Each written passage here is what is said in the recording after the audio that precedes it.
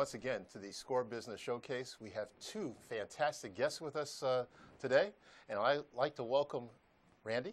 Yes. Welcome. And also Merieta. Thank you. Now, we're here to talk about your business, and I'm going to let you tell the name of your business, too, by the way. Okay. So the business is the Urban Collective. Exactly. All right. So now, with this Urban Collective, we're going to talk about, explain exactly what that is. Well, the Urban Collective is a collaborative space located in New Haven at 85 Willow Street, and it's in the Marlin Works big industrial building. And Merieta and I, when we started the place, we had both had together and separately hosted several events, and finding space was always a challenge. So when we talked about looking for a space that we can use during the day, but also look for to use for projects, we found the Urban Collective. And so we offer it as a collaborative space where businesses can come and collaborate and connect and work on projects together, but also it's a rental space for other people's events and whatever they need to do, workshops, meetings on the weekends as well. So, yeah. Sounds good. Mm-hmm. Now, in fact, that worked out well for me. I do photography on the side, and Yes. maybe you can It's do a some shoots. wonderful place Yes. for doing shooting. Mhm. Yes. Perfect. Very Casting calls, Yep. shoots, We baby had showers. casting calls there, and we just we had photo shoots there. But then we just did our recent photo shoot there as well, and the pictures Really? look great. So. Fantastic. Fantastic. Well, maybe one day I'll get to shoot you guys Sounds good. with a camera. Now, how long have you all been in business, and where did the idea actually come from? So we've been in business since the end of August this year. Mhm. So we're excited about that. Congratulations. Thank you, thank you, thank you. Things have been going really great. As Randy mentioned, one, we were looking for a place to kind of have our own space for our own events, because both of us plan a lot of events, workshops that we've been doing for quite a while, where we always had to find a location. And especially in New Haven, like parking is sometimes an issue. Yes. Sometimes it just wasn't at an affordable rate, depending on what we were trying to have. And Randy actually approached me with the idea saying, do I want to kind of come in and partner with her? And she was looking for several people actually to come in with this idea of having a co-working type space. And, we were looking and finally we were like, let's just do this. We had like several conversations about it, and finally we were like, let's just do it. Let's just start looking. So it started from there. We were online, on Craigslist, everywhere, looking for places until we found the Urban Collective. And it's been great because so far I've already hosted a women's conference there on my own. I have another event, Camp Girly Girl, that's coming up, and a couple other things that I was able to do on my own. And we've already partnered to do several workshops and things together. And then again, now we have a space where other individuals and entrepreneurs can come together to have a space. So we're proud to be able to offer something to the community. That's fantastic. And we talked about, you said you found the Urban Collective. Was it an Oh, existing business? Okay, so we found the location, because that was like a whole challenge in itself, like finding the perfect location. We had seen some other spaces that had little small offices, but not enough like open area for us to like host a larger event. And as soon as I saw this space, I knew that this was going to be our place. It was a little challenging with the negotiations going back and forth, so I was starting to give up just a little bit, and I was like, I don't know if this is going to work. Like, maybe we should just put the idea off. I was thinking so many things in my head, but then I was like, I'm just going to pray about it and see what happens. And it came together, and here we are in our space at 85 Willow Street, the Urban Collective. So Sounds like it was a little journey there for a moment. It was. It was. I mean, it was just really that. So New Haven has a lot of spaces emerging. A little bit of gentrification going on there as well. And so that building and there's another building next to it where it's becoming a very popular area for people to go and establish space. There's a lot of small business entrepreneurs, a lot of stuff coming out of New Haven with that. And so when it came time to like negotiate the price, they wanted a lot of money for this space. And so we had already, and this probably can speak to another question we'll have later on, is, being realistic about what your budget is and the investment that you can make. And so we just knew, like, this is what we have, and this is what we can do to invest in this venture. So we went back and approached them and said, look, we like this space. It's a great space. but this is what we have and this is what we can invest at the moment. And we just said, we'll just see if they come back with an approval, and they did, because they wanted significantly more. And so it was great that it all worked out, because it, like Marie said, we're getting a little kind of discouraged. Yeah, because at first they said no, and then I was just like, well, we should just say no. But never mind, we don't want it. Not at that rate, right? Not at that rate, because it wasn't in our budget, and I'm very mindful of that. When I do something, is that what's within my budget? Because I think a lot of times people will kind of drown themselves before they even get this, get the opportunity by wanting something so bad and chasing that want rather than being realistic about what are the resources that you have, and making sure that you're working within your resources so that you can actually be open. One of the things that I heard when someone came to visit the space after we did a show about supporting Black businesses this past Saturday, he came to visit the space and he says, oh, I've seen a couple of spaces like this prop up where I live, but they were closed within 2 or 3 months. And I was like, okay, then it just became, that comment just made me realize how important it is to really be realistic about your goals and what your resources are, because it's very unfortunate that people feel that that's what's going to happen, right? They feel like, oh, this is going to be here, and within 3 or 4 months, it's not going to be here. Well, we've made it past it. Yeah, we made it past it, but we want it to be there for 2 and 3 years as well, because it takes a good, solid amount of time to actually turn a profit. Absolutely. Now, quick question: was that a flat rate or was it triple net? They wanted the rent. It's a flat rate. Flat rate. Okay, that's good. Yeah, right, because with triple net, there might be rent, and then you have to pay for utilities and things of that nature. Well, we do have to pay for our own utilities. The first space that we went to look at, utilities were included, but it wasn't like the big open space. It didn't have the feel of the Urban Collective. But we did get a couple months rent free. Yeah, we did get a couple of months rent free. They gave us 2 months rent free. And they told us going in that the utilities are relatively low, and they're actually right. The utilities are relatively low. Good. The space keeps really good heat, even though it's a big warehouse type with big tall windows, high ceilings. But it keeps heat really well. The utilities have been relatively low, so that's worked out for us. Excellent, excellent, very good. Now, what sets your business apart from others? Because there's like some here. You're in New Haven. There's a few of those here in Bridgeport also. What's makes the difference between what you guys have? Well, I would say one, there are a lot of different kind of co-working spaces. So we're a mix between a co-working space, a community space where we also have that open space where people can hold events, and a lot of other co-working spaces in New Haven don't have both. They either have like a smaller conference room, but you can't hold a full-on conference there. Also, we offer resources to the people that actually come, let's say, for like a workshop. We provide other services like social media support, how to actually get started. We connect other people. And so most places when you go to a co-working space, you just go there for your business, you have your little setup, and you do your work. You really don't interact and be able to share resources with the other business owners that are there, in my experience, and from talking to other people. So we like to actually really connect with the people that come into our space, see how we can help, see how we can maybe build and work together. And I think that's so important, especially to keep like your business going. We need to share our resources. We need to be able to share and provide opportunities and network with one another, and just keep it going in the community. So it sounds like you have a synergy. We have a synergy, but one of the things that I don't know about the spaces here in Bridgeport, but I know about the spaces in New Haven. And I don't feel that they're really reflective, inclusive of people of color. When you go in and you look at the space and the things that are in this space, they don't reflect us. And so it was very important for me to have that based on my dissertation work about inclusivity and, racial justice. And so the spaces in New Haven are not owned by people of color. They're downtown. And, just because something is accessible doesn't mean it's really accessible. If you go in and an environment doesn't feel like it's inclusive of who you are, people aren't going to use them.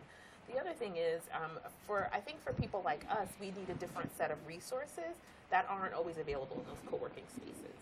And so, a lot of people who are starting up don't have the same amount of resources as other people in terms of funds, and they don't really have access to a lot of capital. So being able to have a space that is accessible to them physically, but also accessible to them financially as they're starting up for a few hours. Like we have a nonprofit who doesn't have a really large budget, using it for 4 hours a month, and she's paying $100. If she was to go somewhere else, she would have to buy into a membership at the co-working space, plus possibly pay for the times that she wants to use it. So we try to be supportive in that way as well, and then offset some of the costs with the facility rentals on the evenings and weekends, but not have an overwhelming cost for the people, the smaller groups that are using it here and there. Yeah. Very good. Now, how did you guys meet? Well, this was like what, a couple years ago. Well, more than a couple years. It's been some years. Yeah, I don't even know how many years Four now. children. And my children are 8. Well, I still have a child. So, we were both working at Yale University, and we were part of the Yale African American Affinity Group. And that's how we met in a meeting. And I don't know, we struck up a conversation. Yeah, she owned a store, which I thought was just, so she's a few years younger than I am. And when I met her, Just a few. when I met her at Yale in the Yale African American Affinity Group, I just thought it was phenomenal that she was a young woman of color who owned a business right in a prime real estate area near Yale University, that Whitney Avenue area. And I just thought, anybody who can do that must be awesome, right? And so I wanted to support her store. So I went in a few times, and then we did events to the Yale African American Affinity Group together. And then over time, as we got closer through our children, because she has a son, we said we knew that we shared the same ideas, determination to do things. We're dreamers, visionaries. We always coming up like something to do. And so over the years, we just continued to partner here and there on different projects and grew closer as friends. And so when I knew I'm finishing up my dissertation, and I knew I was just going to consult. I left the university 2 years ago. I said I need office space, I need space for my workshops. But I knew we did stuff together, so she was just like a natural kind of like, hey, what do you think about this? Because over the years, I'd known we had kind of shared that same synergy. So, And I had been wanting to do something else as well, and I love the idea of having my space. So I was like, Randy's more like a sister, family now. So I trust her, and I think that's so important too when you're looking for a business partner, because I feel almost like it's like a marriage in a way. Like you're committed. You really are. It's nothing you can just run away from. Well, you can, but you shouldn't. And I would say that besides my consultant work, I had a party facility once, and in New Haven, not too far from where we are now, actually. And I had a business partner then, and I really learned through that process, like what a true business partnership really needs to look like. And I think we balance each other out. We don't even have to always discuss stuff. We just kind of just know, and it kind of just works out. Yeah. And that is really important. And so when this came about, I was like, okay, yeah. Because from the first situation, I learned like what you need in a business partner. And everybody needs something different. And I knew what I needed. And so she just was like a great fit for like, okay, I'm going to try this one more time. It's been working. It's been working. Like So when it's she's good. not able to do something, I am. And when I'm not, she's there. And we just kind of like, and then we'll check in. And then we'll have our little discussions about what's coming up and what we need to do. It just flows. Like, And then each of us brings a different set of skills. I worked at the university in tech for many years. And so I do a lot of techie stuff and computer stuff. And not that she can't either, but she's more of a relationship builder, networker. I do a lot of administrative work too. I'm on people. social media. So an charismatic personality. I think that helps in terms of getting a business like out there and getting people to know what we're about and not being afraid to put yourself out there and talk about the business and talk about yourself. So she definitely has more Not of that afraid than to I talk have. about that. Well, it sounds like your business has personality to it. Yes. I You was- need that. Yes, and I was going to ask you a question as far as did you have business before? I think you answered that question quite well. But explain to me how you balance your business life with your personal life. Okay, well, sometimes it's a little challenging at times to really like fully balance it, because I also have a son. I'm a single mom, And at times that can be challenging when we have so many different ventures going on, when we have events and things like that. And my son knows me by now, like he's 12, so I'm dragging him everywhere with me. He's like, so I kind of pull him into my world. I'm like, listen, Mom's got to do this. Here's your laptop. Here's your games or whatever, food. Like, I need you to sit in the back room and wait till while I'm working this business meeting out or while I'm doing this workshop really quick. And so he's just kind of like, he's used to my lifestyle. So you either got to train your children and your significant other to kind of be on board with you. You might get on their nerves every now and then, and you might not always be able to put in the time equally all the time. So yes, I'm a mom and I do what I'm supposed to do as a mom as well. But then it's like sometimes I do sacrifice a lot of other time that, like with friends, family, things like that. I'm just like, I don't have time for it. Like, I got to be a mom and I got to be a business owner right now. And this is what's important to me. So it definitely takes a lot of sacrifice. And sometimes you may not always balance everything out equally. But I feel like right now, this is what I need to do. I'm grinding, and I think it's going to be worth it in the end. So Fantastic. I would only add time management. Everything's on my calendar because I do other stuff. Support system, having a support system. You know, I do bring the boys to whatever we can bring the boys to. I bring them, and they really look up to her son. They're only 8, so they think Trent is like, oh, you know, and I actually paid him to help. Yeah, like I give Trent I pay sometimes them like the allowance money to help put the chairs away, put things away. I think that's still deductible. Child labor. And trust me, they be like, excuse me, where's our money? They don't let me get away with nothing. No, they're all but about I think their money. it's good for them to learn, actually. That's how I learned. My mom used to give me a little bit of money each week to do things around the house. And I know now that was my foundation in terms of working and my approach to work ethic. So I really want to instill that in them as well. But I can't stress enough, you know, the importance of a support system. One of my best friends and their godmother. She's at church a lot, and so she takes them to the youth services on Friday night and Wednesday night. And so sometimes I try to fill things in there. And then their dad has them on the weekends sometimes. And so I think I know people always talk about how they're doing it alone, but I'm definitely not doing it alone. Like it definitely is that support system. My mom is much older, but she even takes them when she can. So you need that. You definitely need that. Okay.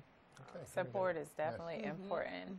And then especially, like, I love the fact that, you know, you do bring your boys to work. So I kind of incorporated my son, too. I started his own business. So every time we have an event, he's the kettle kid, so he does a popcorn business. So I can actually supervise him at the same time, and then he makes his own money while we're doing our events. With him. Yeah, and then they hire him. Matter of fact, I believe I met him at the fashion show. Yeah. And the boys will help when they work with him. So it's good, and I think it's just teaching them the same things that I got when I was their age. That's good. Some of that's a little lost in our community. Yes. Well, it sounds like they're learning responsibility, and that's a good thing. Important. Yes, Yeah. it Excellent. is. Now, you know, I understand how business goes sometimes, and there's successes and challenges. What have some of the challenges been for you? I think the challenge for us has been the growth has been, the demand and the growth has been really fast, right? Sometimes something is slow, but this has been really fast for us. And so, you know, balancing all that with the other stuff, we still work jobs, and I'm still finishing my PhD, so I get little hint emails from my dissertation supervisor like, excuse me, I'm waiting on some stuff. And I'm like, yeah, but these people, you know. So that's been one of the challenges. And then the other, I would say, you know, we experienced this when we started renting a space, is that people have been asking us about our rates and things like that, and wanting us to reduce our rates. Bend and things over like backwards for them. And we have to explain to them that, you know, the expenses are the expenses, and we really want this business to stay around. And if we start that, we won't be able to stay around. And so it's really been, that has been one of the hardest parts for me, is trying to negotiate those challenging conversations where we understand people are struggling financially, but, you know, we're making an investment, and we have children to take care of. Right, and our rates are already a lot lower than the other average businesses that are already out there like ours. So I'm like, and I thought. People forget that we worked for places before we owned a business. Like, Right. I did retail for many years. You know, I did event planning for many, many years. I know what things cost. I know what people charge, and we definitely aren't charging. No, we're market. not. And then once you do offer that rate, they still want you to throw in all this extra stuff for free. Oh, give us like 2 more times. Can we come in 5 hours early the day before to like set up our event? But I'm like, most other places will not let you do that. And I think another challenge is when it comes to like maybe family and friends, they have an expectation that they should get everything Yeah, family and for friends free. discount, right? And it's like, of course we want to like offer you like the best rate, but we also want you to support us. If you're our friends, you say like you support, because you wouldn't go to the next person and ask them for that same discount if you didn't know them. You would just be like, our rate is this, and they would pay it, you know? So exactly. with no question. But just because you know us, it's Right. like, oh, it's different. But we still have our bills to pay and the rent. No matter what kind of discount we give you, we don't get a discount from our landlord. Exactly. The Exactly. rent that is in the mind, same people. Keep each that in month, mind. Whether it's open or closed or rented or unrented. Sounds like a good sounds like a good book for you all. How to win friends and influence people, right? Right. Now, how about some of your successes? What are some of your successes? you had? Growth has definitely been a success as well. We're getting more people reaching out to us for this space. We wanted to build a community around the space so that one day we can get a larger space. So that was the part of the intent. We've been getting a lot of exposure, so that's also been a positive. Thanks to people like you as well for letting us on And the show. we've been approached by partnerships and collaboration, which is great because that's what we really wanted to see. We really wanted to see people not work in silos and just see that we're stronger together and we can build more. We can reinstitute or reconstitute some of the ideas that the Black Panthers had in the 70s if we kind of get together and pool our resources together and have more in our community. You know, we don't have to keep asking for things. We can really bring all of our stuff together to a whole. So I think we're getting closer to that concept in New Haven. We've forced a conversation around collaboration among, you know, small businesses and people of color, and I think that's just a big win. Now, we talk about events. What type of events that you put together or that are That we maybe put coming together up? or hosted in the States. We've done a women's conference, one that I host myself yearly, Bad Girls Blessed and Delivered, an inspirational conference for women. We do a lot of self-empowerment. We do business workshops. We did the Side Hustle 101, Yes. turning your passion into profit. And that was actually a free resource to the community about people that do have multiple side jobs who just don't know how to take that to the next level and really turn it into an official business. So we did that. We've done in the space birthday parties, baby showers so far. The Delta's had a networking event. We've had some fundraisers that are coming up. What else have we done? We've done a lot of different things. Done a lot of different things. The Photo only things I would shoots. add is there is a project starting, actually is launching this week, called Portrait of America. That's highlighting and going to do murals all around the city. In New Haven, it was done in New London and Hartford before, of the DACA individuals that are at risk of not being able to renew their status in the United States. So it's going to uplift those individuals and show the faces behind that. In New Haven, a lot of them are business owners, people that have established families here, and they're going to be doing a launch in the space with those murals so that people can see who are these individuals that we're talking about and why we need to advocate for them and support them. Very So good. we wanted to have those types of things there as well. It sounds like you're community-based, too. Yes, so yes, absolutely. That sounds Very fantastic. Now, we're running out of time. Is there anything that you want them to know about you? Like, can they get in contact with you? Anything special? Definitely can find us on social media. We're on Instagram and Facebook, because everybody is Urban Collective CT, and then you can also go to our website, theurbancollectivect.com. We try to stay very active with posting our latest events, so anything that you want to know that's going on there, you can find us right online. We're pretty quick with answering and responding to messages there. So follow us, like us, share our info and our content. Try to post like a lot of good resources, not just our own events, but others. If we find something interesting, we'll share. Excellent. And I find that they don't bite either, so they're, Yeah. come on down, give them a call. I've been to their space, and it's actually It's a wonderful space. Thank It's you. very versatile, and I think that people should use it. And I'm sure it's going to go well for you. Thank you. Congratulations. Thank you so much for having us. And I might suggest also a book for you if you haven't read it already. Think and Grow Rich by Napoleon Ooh, Hill. I like that. Are you Okay. familiar with that? Uh-huh. Okay. Excellent book. One of the books I'm going to talk about briefly here is how to read a book. What we found is a lot of businesses, because of time constraints, they don't take the time to read. There's so many things going on. But this here book will actually help you to get through things, actually read 3 times faster. It talks about there's 4 ways of reading. All right, we learned about elementary in school. That's 1 word at a time, and it really slows us down. Whereas if you use syntopical reading, it's taken in paragraphs at a time. And then there's 2 more. And I'm going to let you get the book so that way you can find out about that. I always suggest when you're getting a book, go to the library. There's only 3% of America that have a library card, so jump on that, wow. the elite group. All right.